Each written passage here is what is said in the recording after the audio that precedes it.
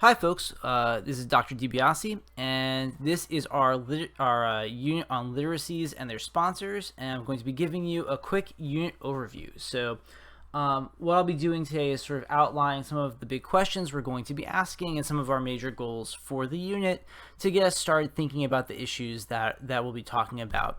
I will acknowledge upfront that I'm a little bit biased. This week and next week are kind of my two favorite pieces of content for the course. In terms of the readings and issues we're going to be exploring.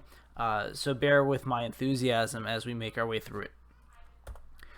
So we're moving from process to literacies, right? In our previous unit, we looked at the question of process, revision.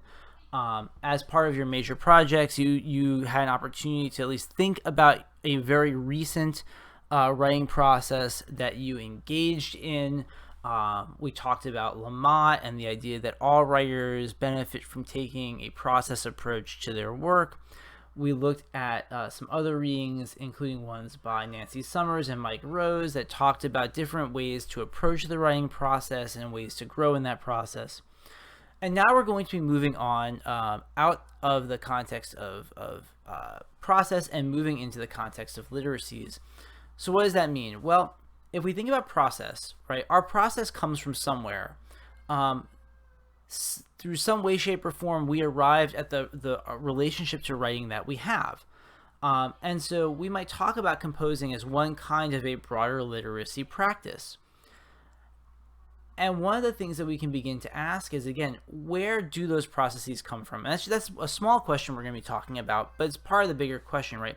How do we develop the literacy practices that we develop? And a key term that we're going to be using over the next couple of weeks is the idea of something being situated, right? To exist within a larger environment, system, or context. And so what we're going to talk about, particularly with respect to this particular unit, is that our literacy practices, our writing practices, our reading practices, our composing practices don't just exist in a vacuum. They are situated in a larger context that includes our political reality, our economic reality, our cultural reality, among other things. And so we're going to dive into what that might mean for making sense of what we talk about when we talk about literacy. So here are some of the big questions that we're going to be asking with respect to this threshold concept, right? The importance of previous experiences. So first, here's the big one, right?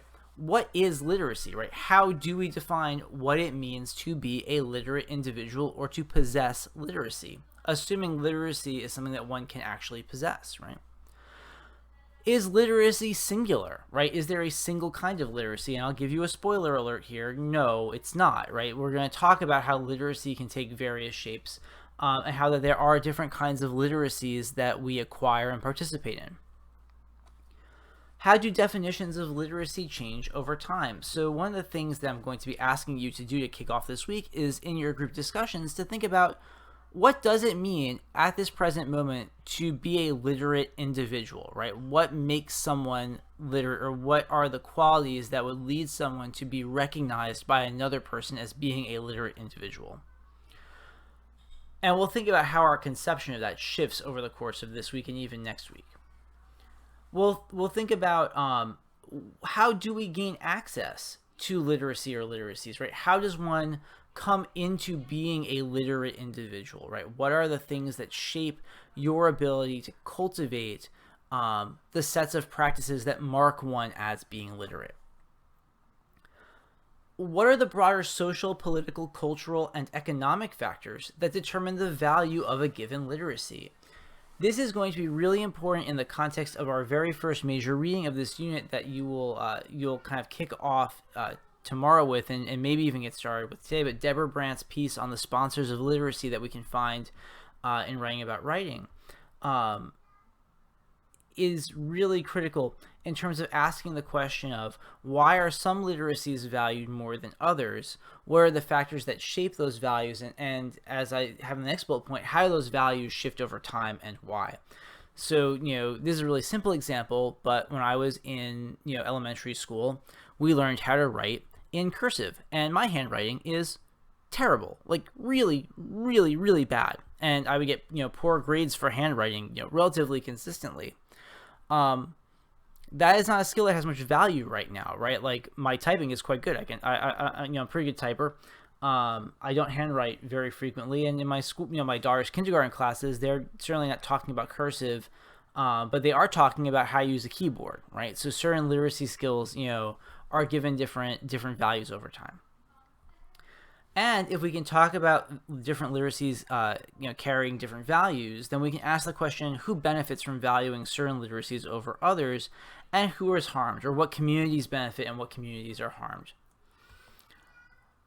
I want to give you a fair warning for this unit and the unit that's coming up. A number of these readings are tough.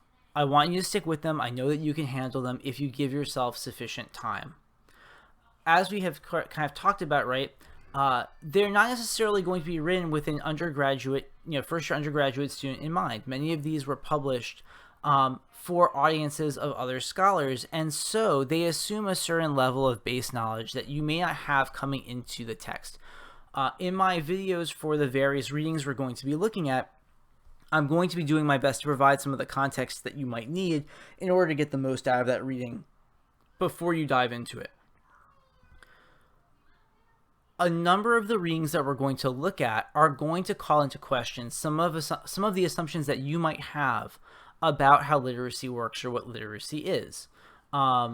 They should, right? That's the point, right? New scholarship should lead us to kind of question our assumptions, so just be ready for that. And I'll note that a few of the readings might make you feel a little bit uncomfortable, particularly if you come from a background that has benefited by the ways that certain literacies and language practices are valued over others, right? For example, to give you a heads up, Brent is going to make the argument that if you come from a more economically well-off background, then you come into things like schooling with an advantage over those who do not, right?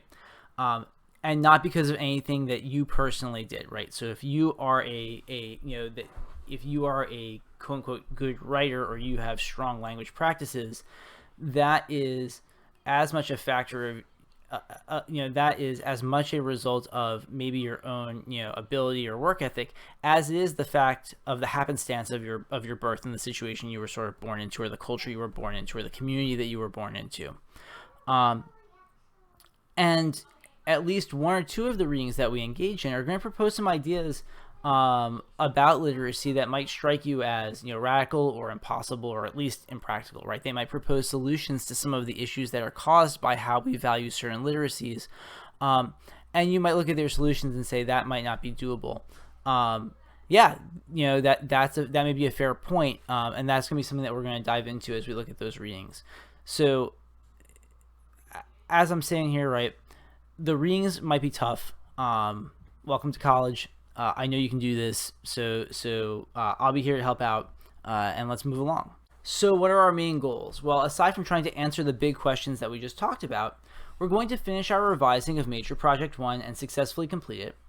We're going to start thinking about Major Project 2, which we're going to introduce early this week. We're going to increase our participation on the discussion board, so we're going to have a couple of different threads going this week as we move into some more challenging readings. We're going to cultivate the habit of reading with an open mind, and being open to having our assumptions challenged, particularly if we're dealing with issues that we haven't spent a lot of time thinking about. We're going to try and learn to be okay with being uncomfortable, and particularly, you may have moments as you're going through some of these readings where you feel like you might be being pushed a little bit, or challenged a little bit, or called out a little bit. If that's the case, that's okay, right? We have to sit with that and figure out what that means and how we want to respond. And develop our rhetorical reading skills by reading for argument, which is something we'll talk a little bit about to kick off tomorrow's work. So I look forward to seeing the work that you put through in this week. I'm excited about the readings, and I look forward to continuing our conversations as we make our way through the content. So take care.